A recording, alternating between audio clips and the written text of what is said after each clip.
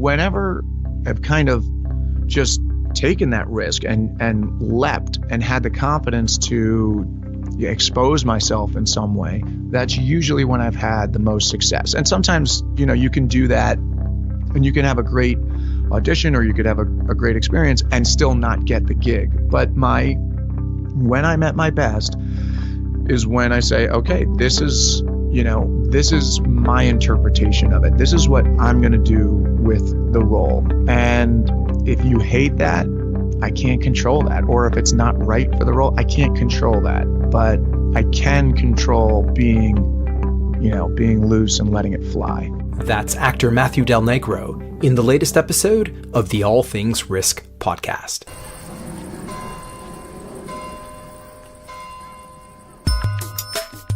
Welcome back, one and all, to another episode of the All Things Risk podcast. My name is Ben Catania. I'm your host. This is my show. If you're new here, All Things Risk is an exploration of life through the lenses of risk and uncertainty. We have enjoyable conversations with some pretty incredible guests. And the aim of all of this is to learn how to take intelligent risks, how to be better decision makers, how to become more resilient, and how to understand the world around us just that little bit more. Thank you for tuning in once again. Thank you all for sharing the show. All of you have done that, have provided me with feedback. I hope all of you are well, however and wherever you are listening. Let's get into it because I think that you are all going to love this episode.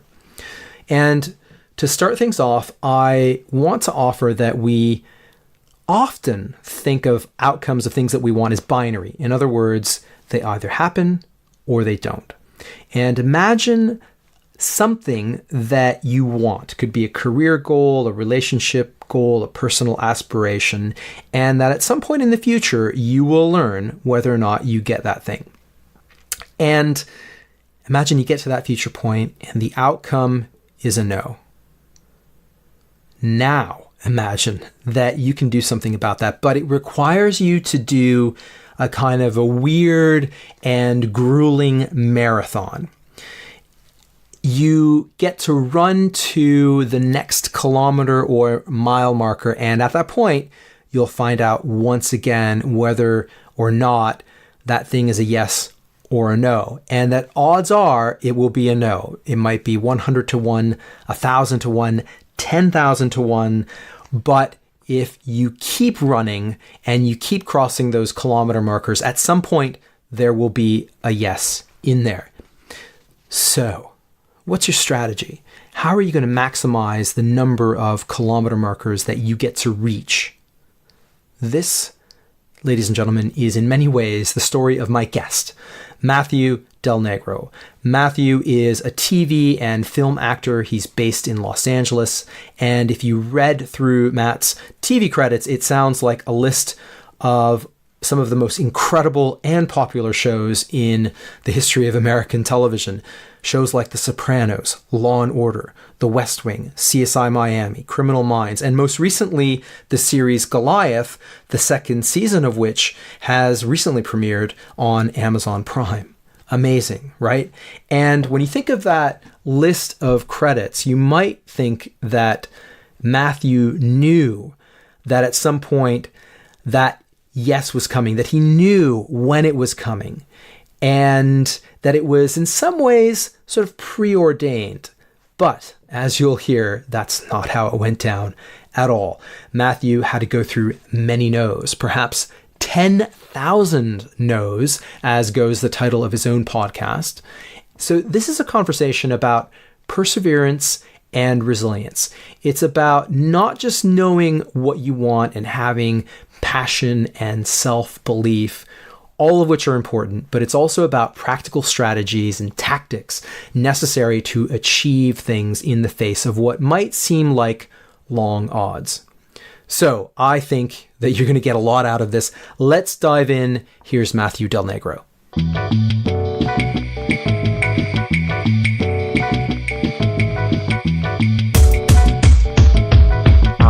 I'm good to go. Excellent. So Matt, welcome to the All Things Risk podcast. Thank you, Ben. Yeah, great to be here. This is going to be fun. you are an actor, and I have to profess that I'm not a big television viewer, right? So I don't watch a lot of television, and a lot of the shows that we have over here in the UK are a little bit different on normal TV. But when I look at your CV and the shows that you've been on, you know, I look at it and wow, what an amazing CV. And so I have loads of questions around how you got to doing what you do.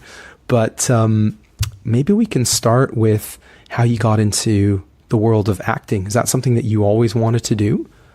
No. Well, first of all, thank you for saying that about my work. You know, it's nice to be reminded of it, because it does, you know, you can forget what you've done and it doesn't always feel that way. So that's really kind of you. No, I did not. I mean, as I was preparing to sit down with you and looking at what you do with this podcast, which I love, by the way, all about risk, I thought, for your listeners, you know, so I was thinking like, oh my God, if there was anybody that was not qualified to do something, it was me.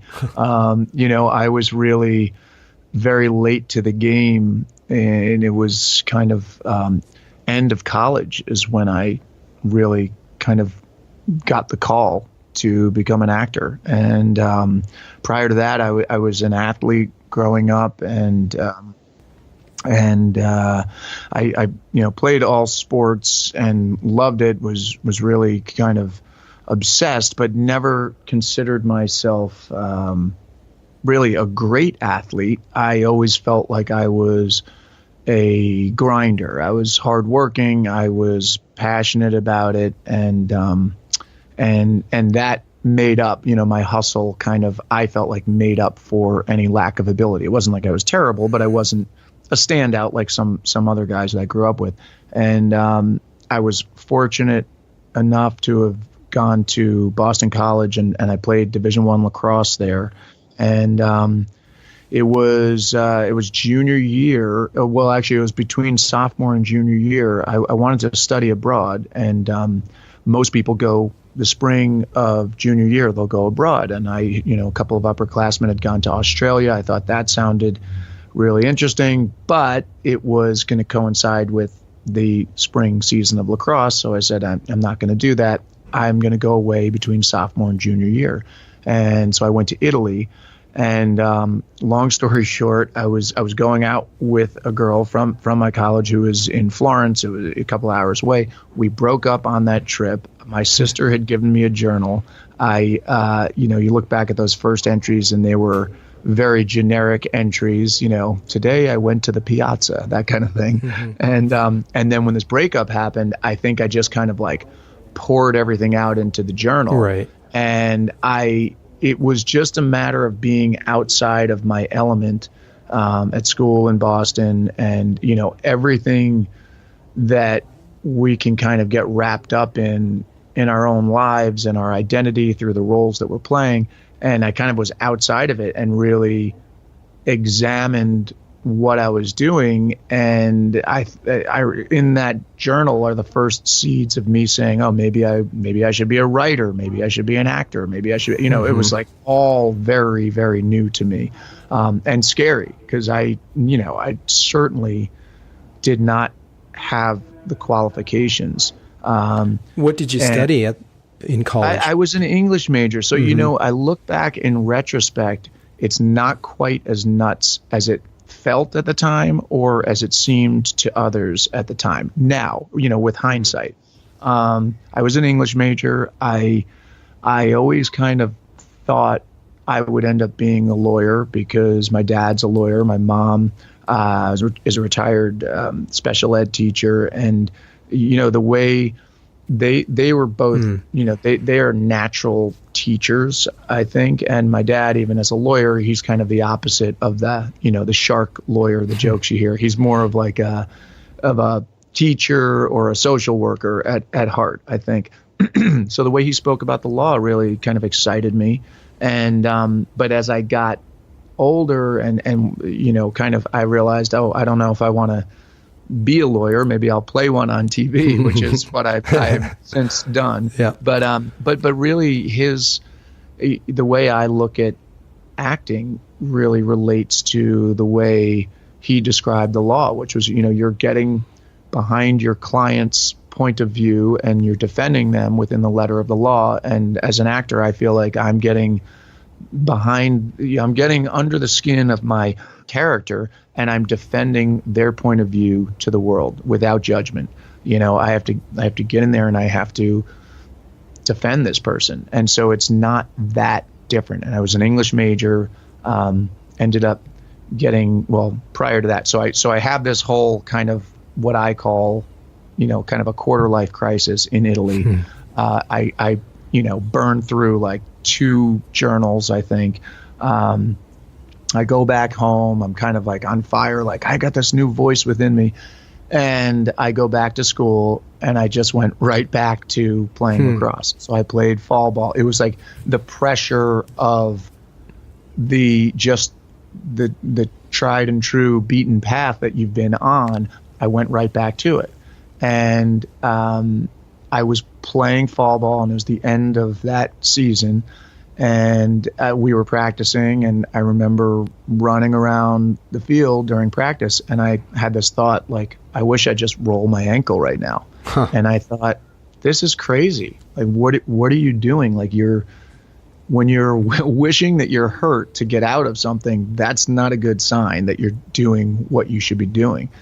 And I went to the coach and I just said, hey, I think I'm done, which was really tough to do because I have so many things in my mind of like that is being a quitter. On the other hand, you have to stop one thing and give up one thing in order to jump into something else. So he said to think about it. You still got a slot on the team come springtime. And I said, I've thought about it and I'm done. And I wanted to go on spring break and I wanted to do other college experiences. And I ended up like about a month later, my roommate as well, which is funny. He had never acted before. We both went out for a play and he ended up getting a lead in this play. And I got nothing. And then a month after that, I went in for another audition at the school, and I got the lead of this tiny one act called Hello Out There by William Saroyan. And it was not sexy at all. It wasn't even on a stage. It was in a lecture hall at Boston College. So, but I did it and I absolutely loved it. I mean, I was like, wow, this kind of covers everything I've been looking for. It's physical, it's analytical, it's psychological, it's, like it just involves every sense. And it really just, when they say you catch the bug or, you hear the call, it's like, that's what happened with me. I did that one little thing and I just told people I'm going to be an actor. I mean, it was, people were like, what are you talking about? I don't know if it's known in the UK, but you're playing lacrosse in college. That and the theater could not be further from each other. Right. And so it was. Yeah. What I was going to just ask you about, I mean, what I understand about Division I athletics in the United States is that it's a full-on commitment, isn't it? It is. I mean, you're in the weight room, you're at practice. Like I said, there's fall ball in the off season, so you're still playing, and we had a lot of fun, but it's, spring break, we weren't going on spring break to the Bahamas. We were going, we were playing, we were practicing, doing, double sessions and all that. So it is a different experience, and it's an incredible experience. And I'm very fortunate to have done it. I think what happened with me was it kind of ran its course, and I just wanted to try something else. And it was just very, at the time, it seemed like I was just like shattering my entire world to do this. But like most things, your fear of it is worse than the actual thing itself. And then when you do make a decision and you take a leap, what you find is a shocking support system where people are like, oh, that's cool, man. That's cool. You're going to be an actor. There's both. I mean, you get you get made fun of a little bit, and you also kind of get this like, oh, good for you. You know, you're like, you're taking a leap.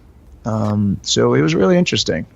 Yeah. It's funny how things sometimes kind of line up, and the comment you made about rolling your ankle is an interesting one, because I've heard that from other athletes, and sometimes there are athletes who are really prone to lots of injuries, and sometimes you wonder if there's something else going on in terms of the person's motivations. I'm not saying that attributing injuries to not wanting it, but sometimes the body reacts in a way that corresponds with how your mind or how your soul is feeling.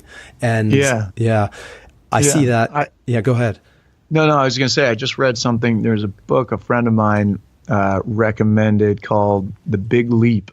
And it was about how we have these, we all kind of have a thermostat, and it's set to this, it's going to be between 65 and 70 or whatever it is. And if we go too high, we go too hot, we do things to bring ourselves back to that range where we are kind of preset. And if we go too low, we bring it up.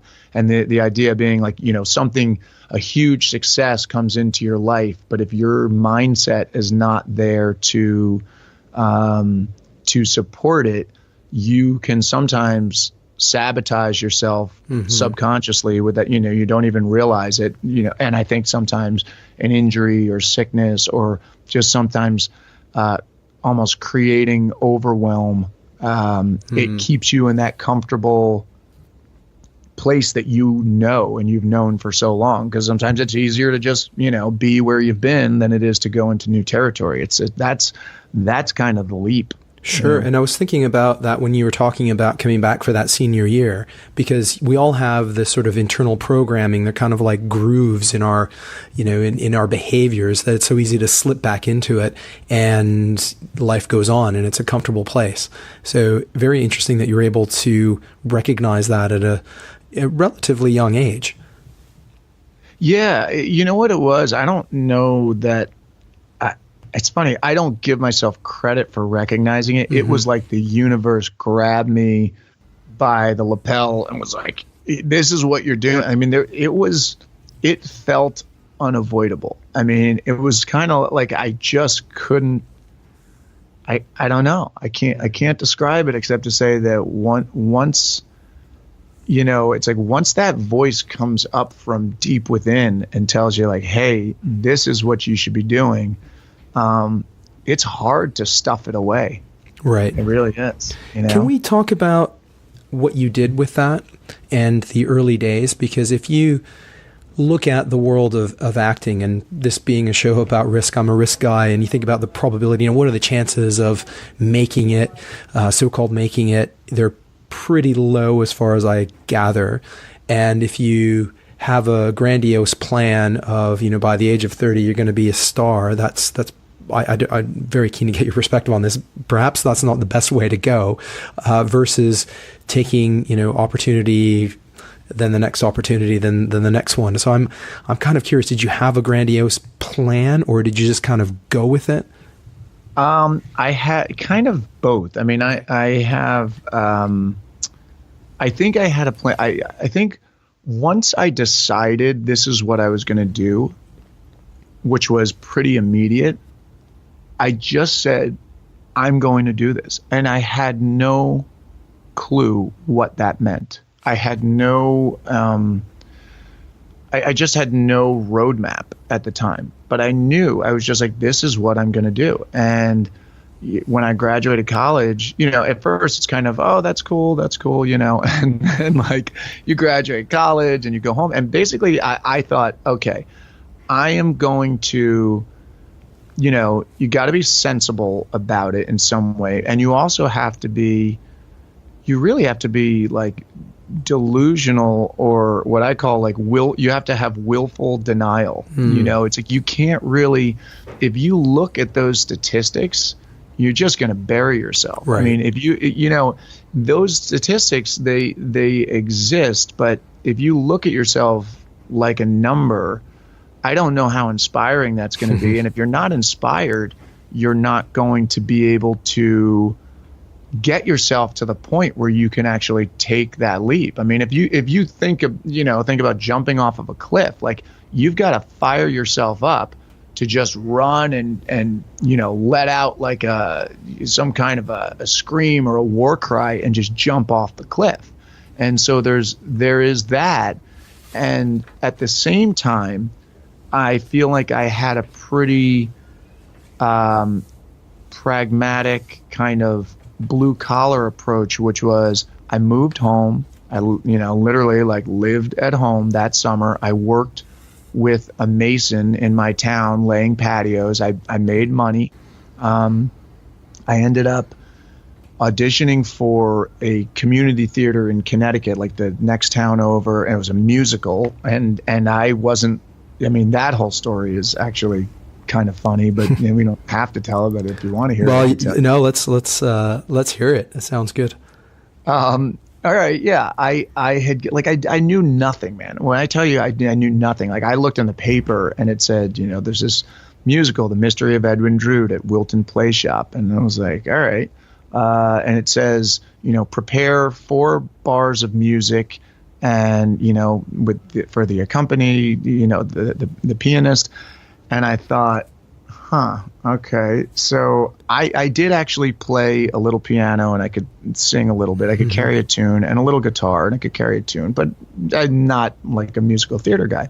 So I called them and I said, hey, can I just come in and like sing a cappella like Billy Joel? And they're like, whatever you want to do, So I go there, and it was like something out of a TV show. It's not, I've never experienced this ever since this experience, but what they did was everybody that was auditioning was in the theater. So you would audition in front of the other people you were going against. And I've never seen this since, but there was a pianist up near the stage, and then people would get up, they'd hand their sheet music over, and they'd get up and they'd sing. And I'm telling you, the first 4 people to get up, some of them were a little younger than me, some were a little older, but they got up and they had these beautiful, ridiculous musical theater voices, trained voices.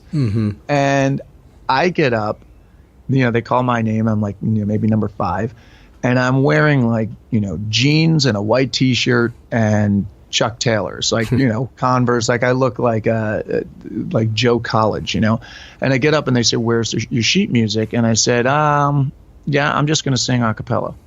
So they're like, okay. And I just started snapping my fingers and started going, whoa, the longest for the longest time. And I just started singing Billy Joel and kind of dancing around that was terrible, by the way. And what happened was I ended up getting cast for this role that was the chairman, there was a play within the play, and I think they wanted someone who was just confident enough to be up on stage, I had to improv with people that were coming into the audience every night before with a British accent, before the play even started, and then we go into the play and I'm kind of narrating it and also jumping into roles, and I had songs and everything, and it was one of those examples where I was so dumb and naive that I was able to just bet on myself and say, this is what I'm going to do. I can't compete with you guys in that field of what everybody else is doing, but I'm going to give you my what my specialty is, and this is it, and it worked, and I found throughout the years, whenever I've had, now look, that was a community theater, it's not like it was Broadway, but what I've found is whenever I've kind of just taken that risk and leapt and had the confidence to expose myself in some way, that's usually when I've had the most success. And sometimes, you can do that and you can have a great audition, or you could have a great experience and still not get the gig. But when I'm at my best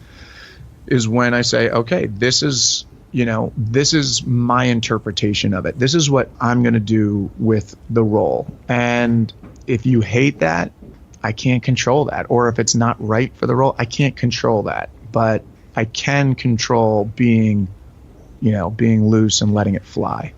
That's awesome. So anyway, that's a little, tangent story. But, no, I really like that, because I would have also thought that a lot of those other people auditioning, they would have a whole bunch of expectations going into this, right? I've got all this training and I should get this and that. And, whereas all you could do is just focus on what you can do and not worry about the outcome. And that will kind of take care of itself. And that's a great way to do anything. Yeah. And I guess in a way that's kind of, and a longer shot of the whole thing, what I did with my career, which was I just focused on what I could do. I did that over the summer. I did that at the end of the summer. Then I met someone through the play who got me a job. I was waiting tables in Connecticut that fall. I was taking the train down to New York City 2 nights a week for a class. I saved up enough money that by January 1st of 1995, I moved into the city. And even, this is something that I think would be good for your listeners to hear, and I'm sure they've heard it in other ways through other guests, but people think about the glamour of being an actor. And that's just, in my experience, it couldn't be further from the truth. And one of the things that I did that was probably a big reason that I was able to sustain this dream. It's like you could have passion. Passion is necessary, but passion on its own is not going to cut the mustard, because you gotta turn the lights on. You gotta, put food on your table. And if you don't have a trust fund, it's like, how are you going to do that? So I scoured New York City and the boroughs, and I found this rent stabilized apartment on the Upper East Side. And it was like $1,000 a month. I got a roommate. I was a buddy from college. We built a wall. We both built lofts for our beds and put desks underneath them. It was a railroad apartment. It was not sexy at all. And it was rent stabilized though. So I was paying $500 a month that first year to live in the city.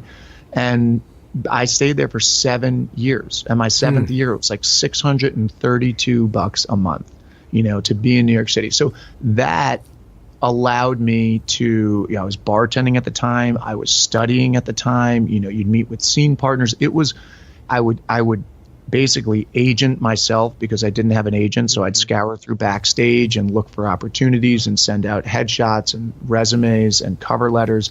And when you would get a job, which a lot of the time was like free black box theater, you would have to, not work your bartending gig. So for a few weeks or over a month, you would not have an income. So how can you do that if you have a monthly nut that's too high? You're not going to be able to do that. So you kind of have to be smart about your finances and save up your money so that you can go do this. Because if you don't go do that, you're not going to get better, or you're not going to get the exposure. And so it's very, very, very difficult. And what I have found with my own podcast, 10,000 No's, is that I'm interviewing, entrepreneurs and venture capitalists and other people that you think like, oh, well, they had it made, they're in finance, they're in finance. If they're a venture capitalist, it must have been gravy the whole time. And you're like, no.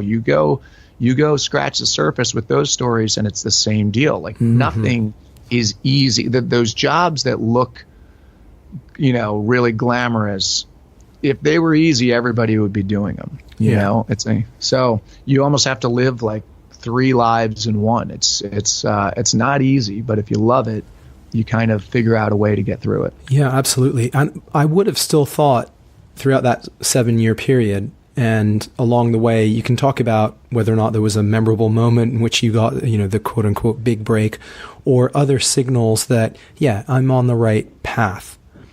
Was that the case? Yeah. Because there were times, it's largely a mind game, because it's like, what's the story that you're telling yourself about how it's going? And it's hard to tell the story that like it's going great, this is what I'm supposed to be doing, when there are no external factors that are backing up your large opinion of like how great it's going. So there were moments, I mean, there were really, dark and scary moments. And then there were also moments where, it was a long time into it, but one of the things that I got, which was really kind of a lucky break, I had gone in for something that I found through Backstage that was originally a non-union feature film. I went in, I hit it off with the filmmakers. They were from Boston. It was called The North End. It was shooting in Boston. I ended up getting the part, and it was a lead role. And then the director had a contact. He had PA'd on Casino, and he got the script to Frank Vincent, and Frank Vincent had done Raging Bull and Goodfellas. And for those of you that don't know the name Frank Vincent, he's the one that says in Goodfellas, now get your fucking shine box. That guy, Billy Batts. So anyway, he came on to the movie, and it became union, and then he got some friends of his to join it, and it became kind of bigger than it originally was, and it was a great experience. I got a friend of mine, the part of my roommate, because he had gone in and they weren't sure, and I was like, you should cast him because we already have a history. So we went up and had a ball. It ended up going to Montreal Film Festival, Boston Film Festival. It got right up in Variety, and it wasn't a huge experience in terms of like the business, but for me, it really was at the time. And we, it was like in our own little microcosm, we were signing autographs at these film festivals. Right. And it was like, we just had this experience of like, oh, this is kind of nice to be treated well and, not be taking someone's drink order for the weekend. Right. Yeah. And, so that helped. And like, I got commercials at a certain point, and that really helped. And that was also a little bit of money. And I would just take that money from the commercials and pretend it didn't exist. I'd put it away, and I would bartend and make my money bartending.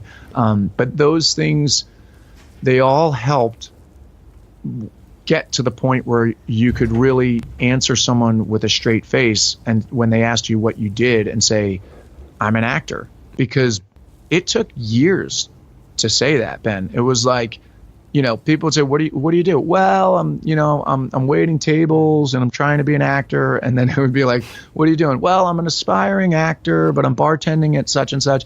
And then it would be like, well, I do this, I act, but I also, and then finally it was like years into it. It's like, I'm an actor. That's what I do. That's it, But that was a big break. And then the bigger break that really helped was The Sopranos.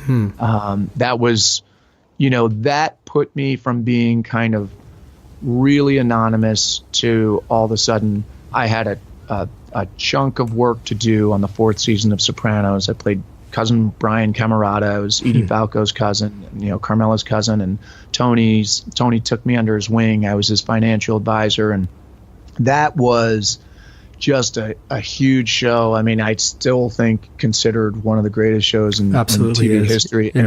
Yeah, man. I mean, that was definitely a game changer to work with, people that talented, to work on a show that everybody was watching. All of a sudden you're riding the subway and people are saying things. It was surreal. But you couldn't have known at that time how big the show was going to be, could you? Well, yes, it was already. I didn't come on till the 4th season, so it was huge. So when I went in for it, it was a big deal. When the closer I got, and when they told me I was their front runner, and I had to go back in for a final like 4th or 5th callback. I had already been in for the producers. I had to go back in, and they wanted David Chase in the room, and they wanted to see a couple of other guys. Then I thought, like, I got so close that I thought, oh, come on, I'm going to get this close, and they're going to they're going to bring in some big gun to do it. Like, is this really going to happen? I'm going to be on The Sopranos, because at the time you just could, you'd visualize it, but you really, it was so hard. And to think of a show that big, it seemed impossible, Yeah, there's a lot of great lessons in everything that you talked about. I think we could go deep on quite a few things there, but I really like what you were talking about in terms of, it took you years, right? And so I guess what I wanted to talk a little bit about is just going back to that whole mindset and this concept of perseverance in the face of long odds, and looking back to your show 10,000 No's. And I think sometimes we quit too early when we want something, and if you go back and think about the progress, if you just set the bar at, by the age of 30 I want to be a big star, or whatever it was, you might have missed the incremental steps that you were making. Maybe it meant getting better as an actor, getting closer to big parts, that sort of thing. Yeah. Well, interesting you bring that up, because about 9 months before that Sopranos experience, I had gone in for a soap opera, and a soap opera was not my dream job, but I was bartending, and the thought of getting paid and having a contract, making money, I was like, great, this will be a great training ground, and so I went in. I got called back. Again. It was like, it seemed like, I don't know if this is correct, but it felt like maybe 7 auditions, like 7 rounds of it before I was on their set in Brooklyn for a screen test. And it was me and 2 other guys. And it was, it's high pressure. You want the job at that point. You've been thinking about it for a few weeks now. And the closer it gets, the more obsessed you get. Mm-hmm. And I felt like I kept myself together, and I felt really good about what I did there. And I left there, and I called my agent, and I said, it went really well. I think I'm going to get this thing. And, and usually it's tough to say that, but I was like, I think I'm going to get it. So I wait a day, I wait another day, and he calls me. It's like, it's not going further. And it's so defeating, because you're just completely back out on the street with nothing to show for that whole, all of those rounds of callbacks and a screen test. It's like, oh, good for you. But it's like, there's no consolation prize. You just have to go audition again. And there really was a feeling at that point, like it was such a kick in the gut. It's like, man, I'm just back to square one. But you kind of pick yourself up, you get back in the game, you study, you get inspired, and you keep going. And it's like, had I just folded after that experience with the soap opera, I would never have been in the position 9 months later to get The Sopranos. And I look at it, when I got The Sopranos, I thought, thank God I got The Sopranos, because that was such a prestigious job and such an incredibly talented group of people to work around, that it just put me in a different light. And I never, ever could have seen that on the day that my agent called to tell me I wasn't getting soap opera. You couldn't see it from that vantage point. How could you know? So wherever people are right now, you think, you don't know what's around the corner. It might be tomorrow. It might be 6 months. It might be a year. And I think the job is just keep yourself above water, and keep getting better, and keep being inspired, and give yourself opportunities. And, then you can eventually strike, because eventually, hopefully what you're selling and what they're buying matches up, and you get something. That's great advice. That's really, really cool. Did you get 10,000 no's? How many no's do you go through before you get a role like The Sopranos? I've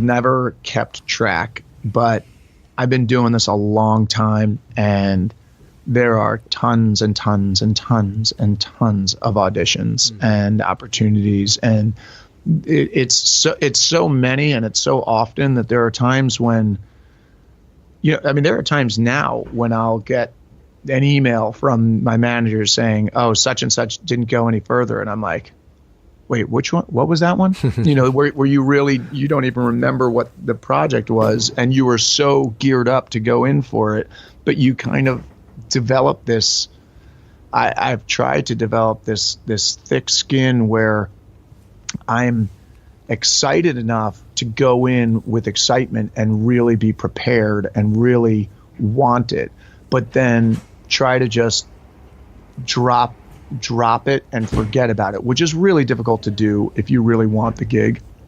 But try to just, once you've done what you could do, let it go, and trust that the universe is going to give you the gigs you're supposed to get, and not going to give you the ones that you don't. And that sounds very, I'm sure there are people listening going like, oh, come on, man, but it is true. You can control what you can control. And then there's a lot of stuff that is outside of your control. And particularly as an actor, it's your appearance can knock you out, your age, your height, your weight, your skin tone, anything.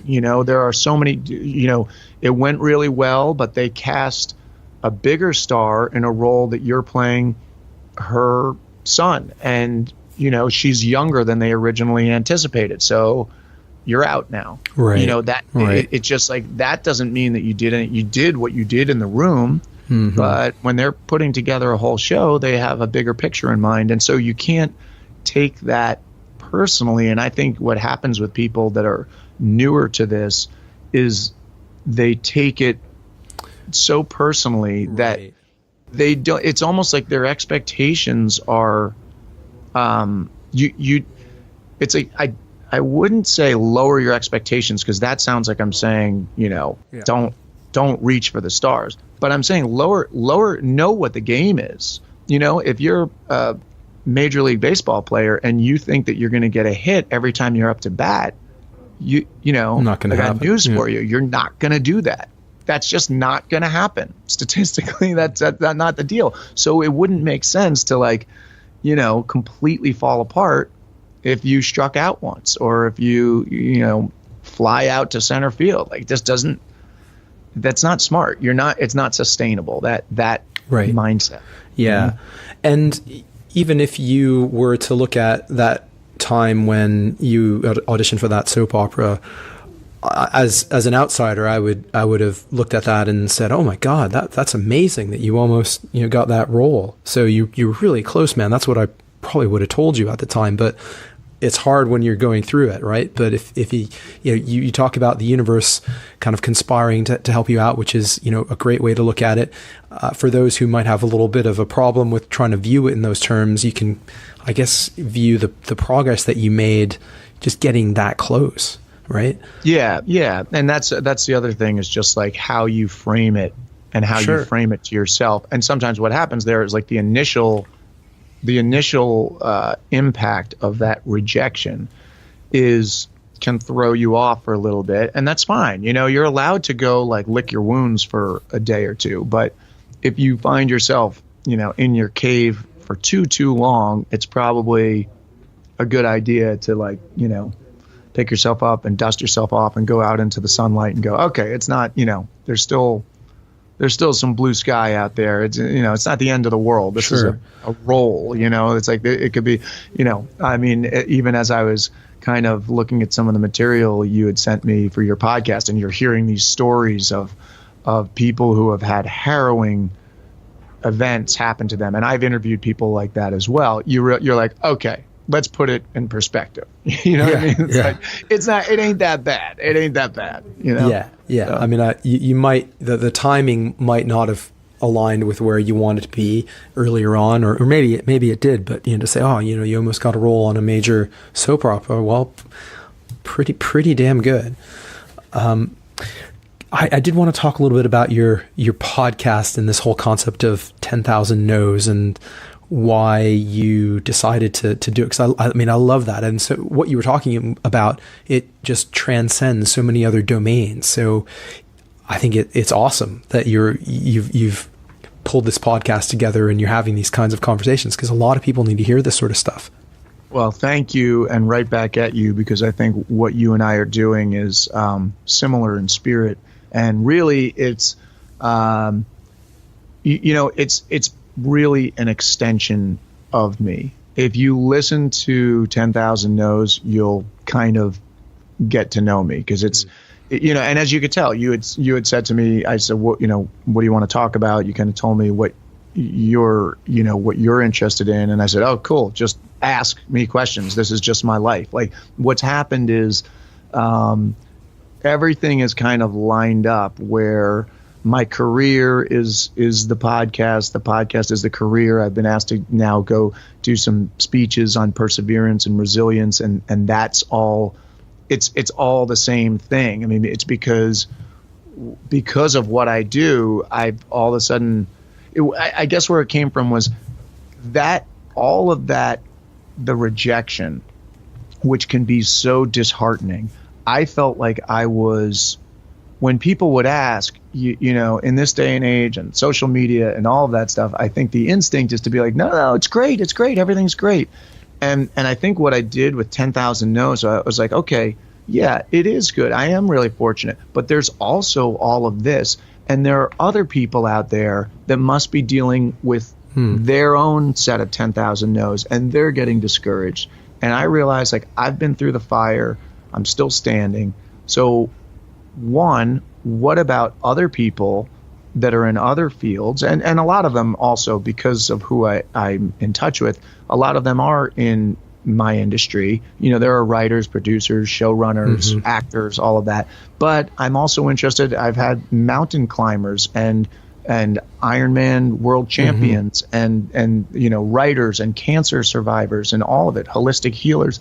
And I thought, okay, if people look at what I do and they think it's glamorous, and I know there's a larger story underneath, then these people must have a larger story underneath. And what I've found is, if you scratch the surface of anybody, they've got 10,000 No's. And so it's really my attempt to kind of like find interesting people that would be cool to hear a conversation with, so that people are, you're driving in your car or wherever you're going, you're like, oh, this is cool. I want to hear about this person. But also for anybody who's thinking of taking a leap, or they've already taken the leap, and everybody in their community is like, oh, you're doing it. But they're kind of like, I'm doing it, but it's taking its toll on me, and I don't know if I can make it.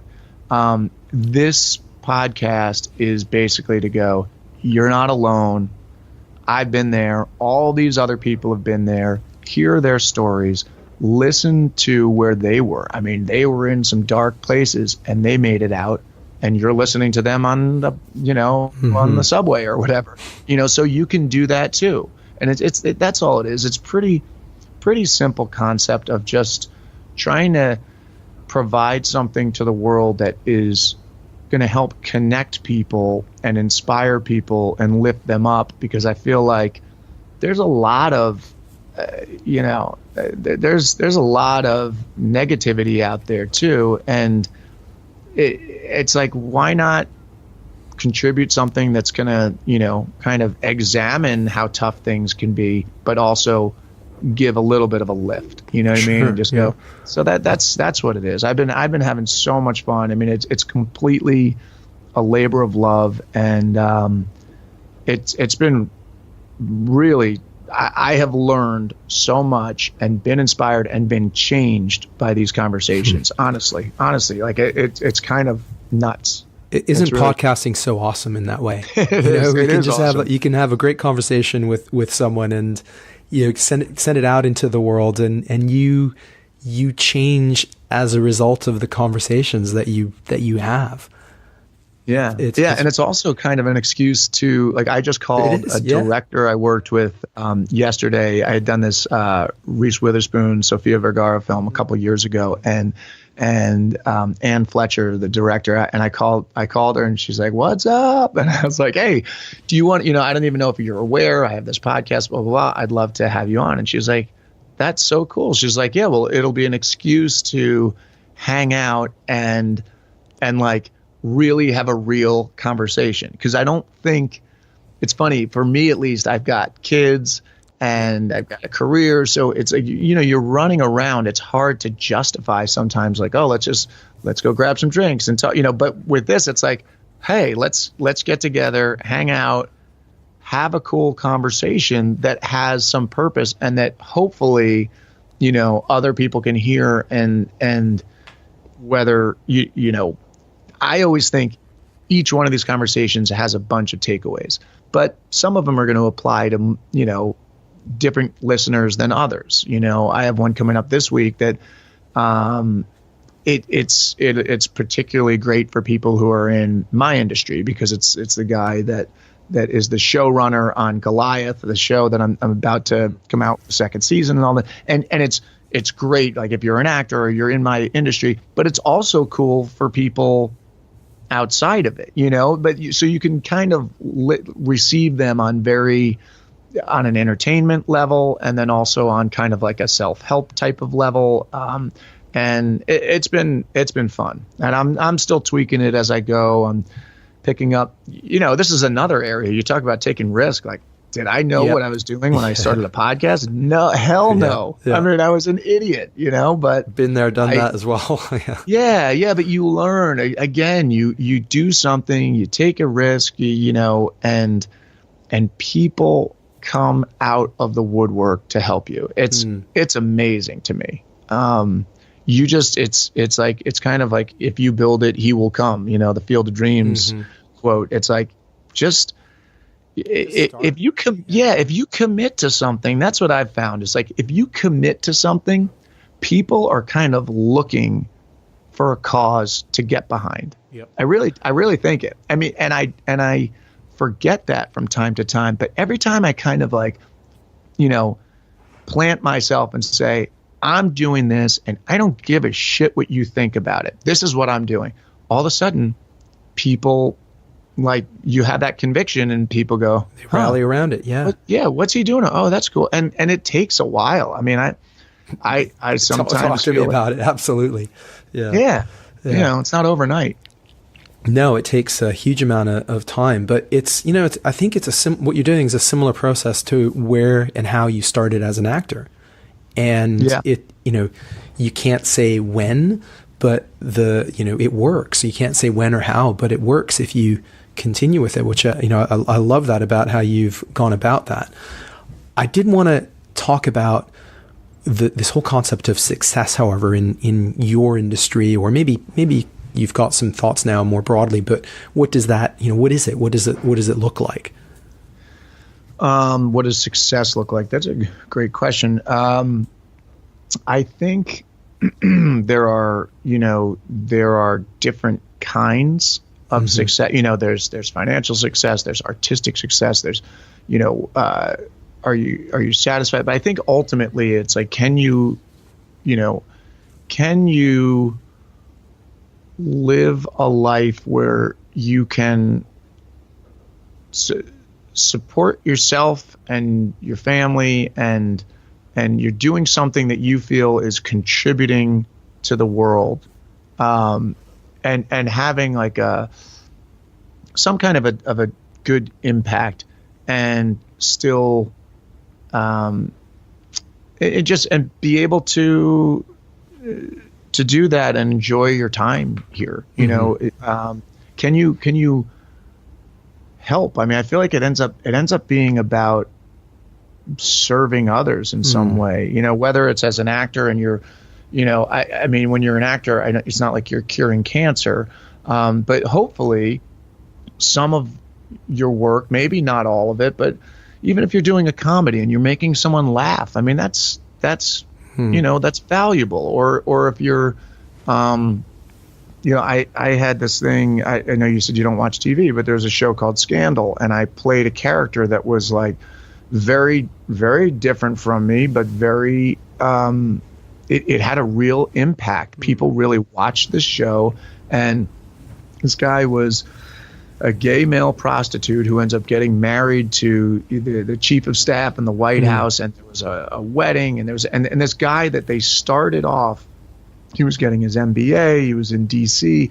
They started him off like he had everything together, and then they exposed him to be somebody who had had a really tough upbringing and was disowned by his parents, and there was like a flood of response on social media from the LGBT community saying like, thank you for telling our story. And I was like, that's pretty cool that, that a whole community of people are saying, and that's really more Shonda Rhimes, it's her show, it's her writing, but that I was a part of that is kind of cool, that it can bring people together. And so whether it's that or a podcast, if you're somehow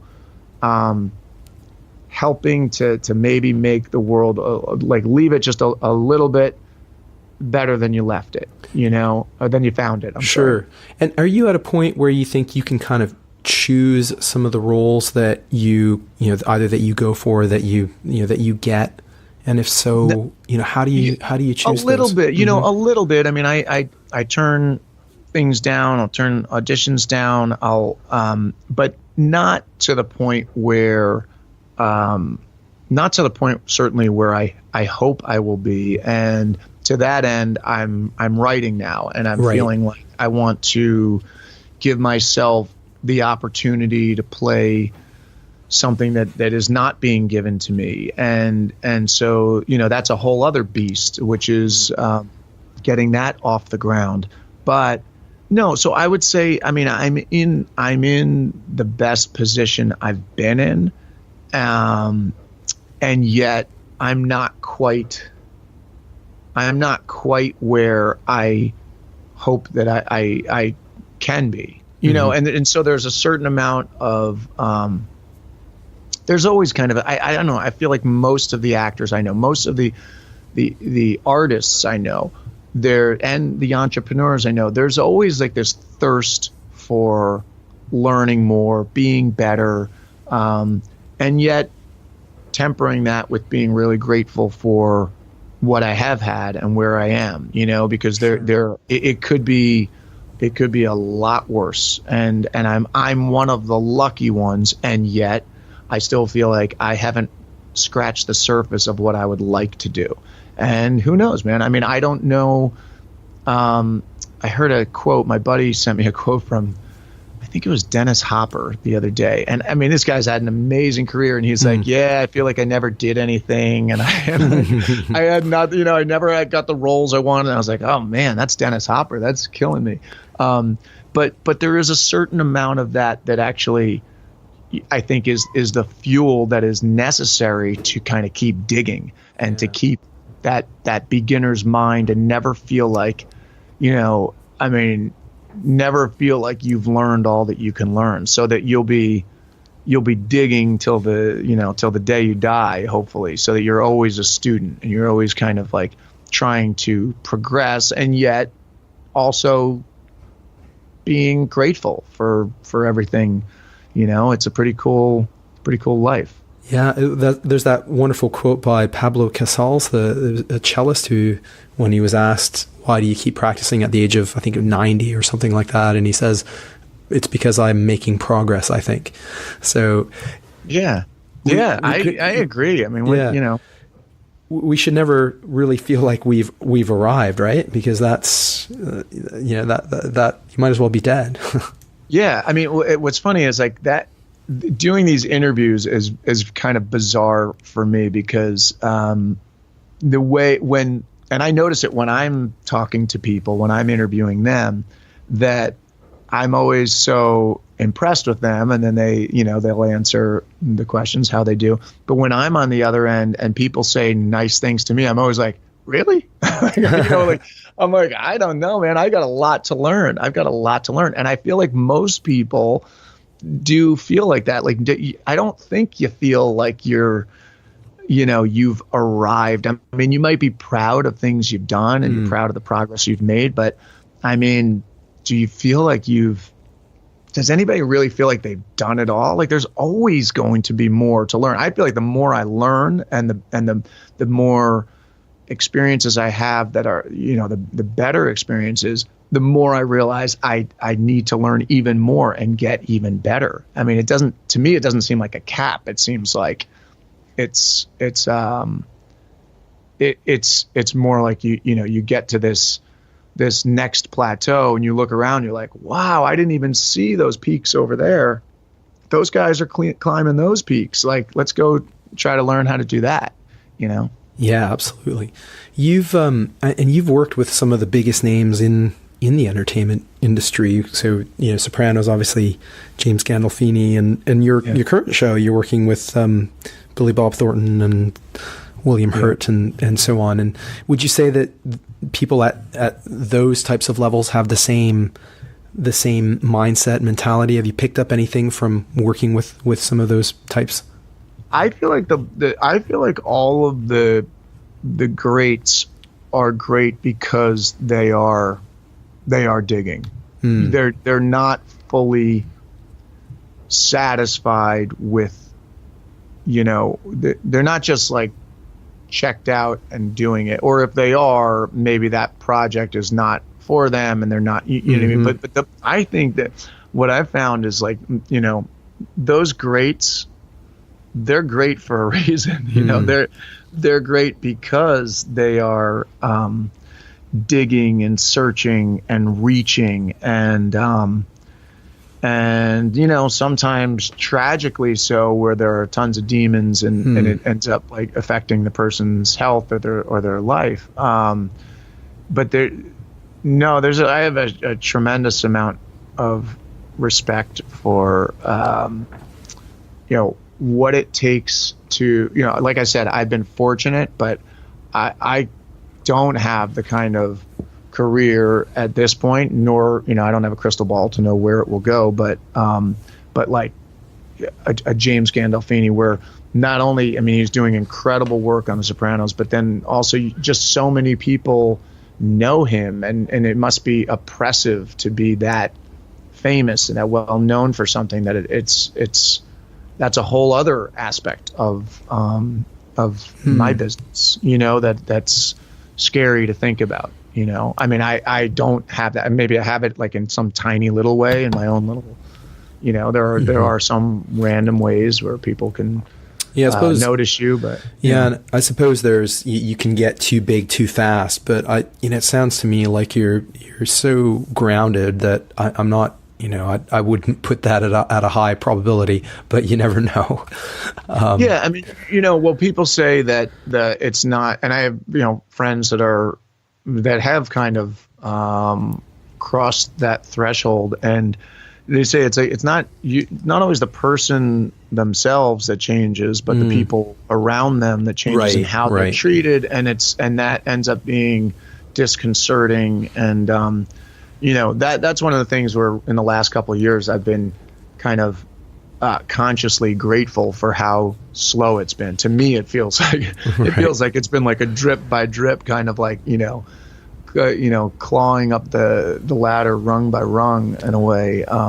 So there, there has not been, I have not been in jeopardy of that. I feel like it's been pretty gradual, and sometimes the victories have been followed by defeats, and so you kind of have these peaks and valleys, But you've got the right mindset. Really inspiring to hear you talk. So, whatever happens, I'm sure you'll be in a great place. I did want to get close to wrapping things up because I do want to be respectful of your time, but you've got the second season of Goliath coming up, and if I've got this right, you're developing projects. You're developing a project about Matt Long, who was that's been on the back burner, and that's something that is on the back burner right now, but that I had him as a guest on the podcast. Incredible story that I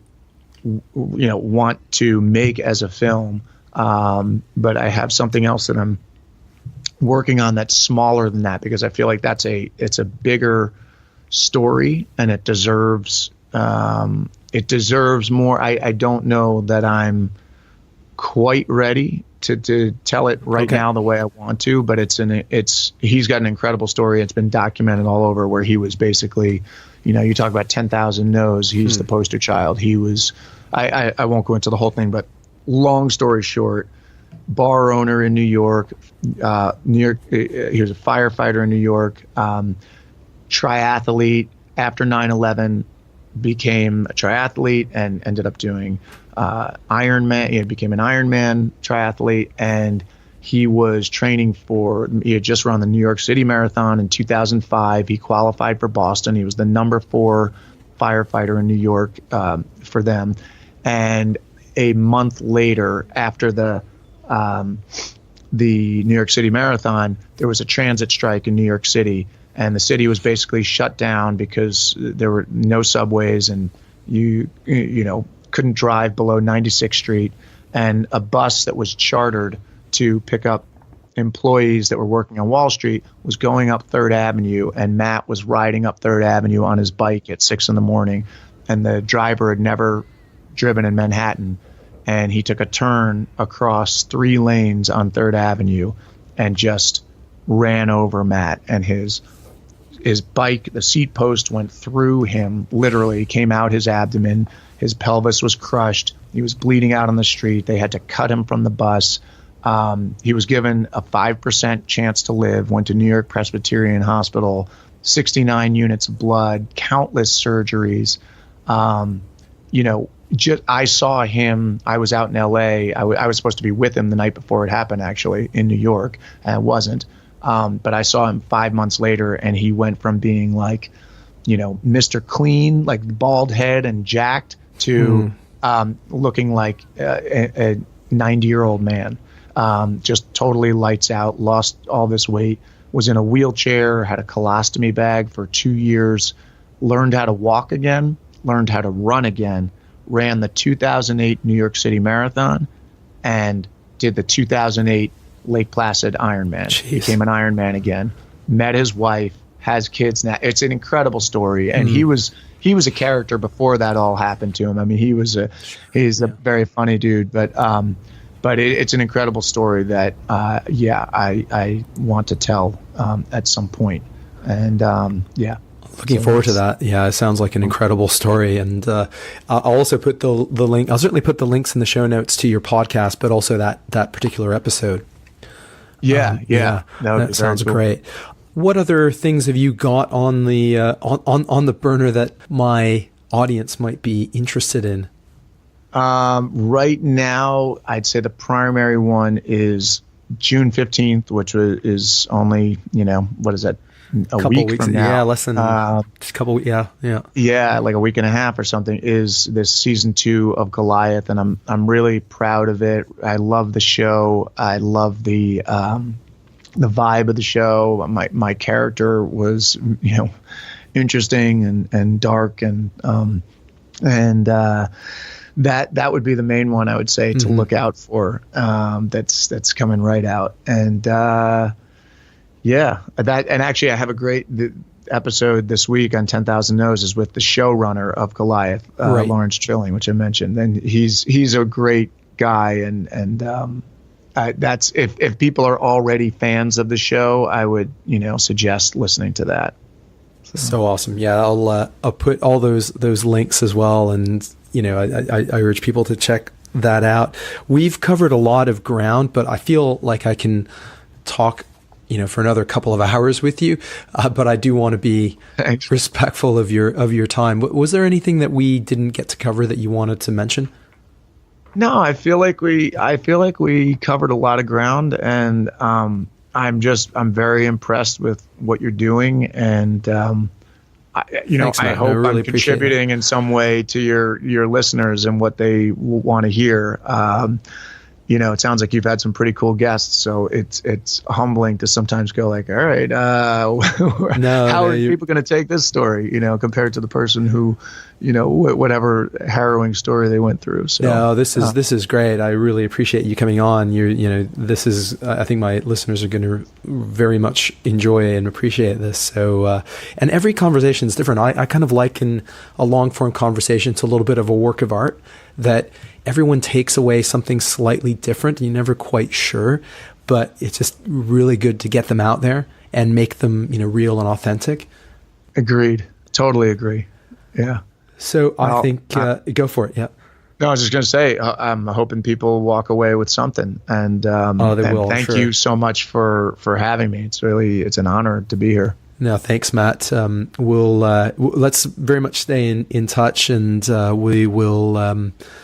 This was great. Very much appreciate what you've shared today, and I wish you all the best. And I know that people should get you on their radars so that they follow what you're doing, because I think you're doing some great stuff. So thanks so much.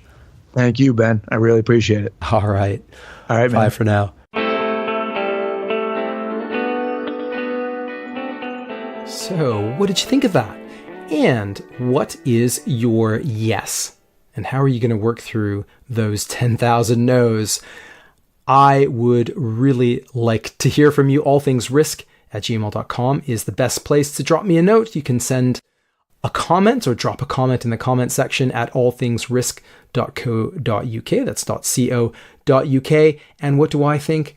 I think you really need to check out Matthew's podcast, 10,000 No's, and that you should also check out his series Goliath, the second season of which is out now. It's an incredible series that has received some great reviews. Links are in the show notes as usual. And I also think you should subscribe to the All Things Risk podcast if you've not yet done so. Once again, allthingsrisk.co.uk has all of the platforms in which you can subscribe. And as always, we love any positive ratings or reviews. Give us one, or simply share the show with someone who would appreciate it. That's it for now. We will be back soon. In the interim, and as always, don't forget, risk is life.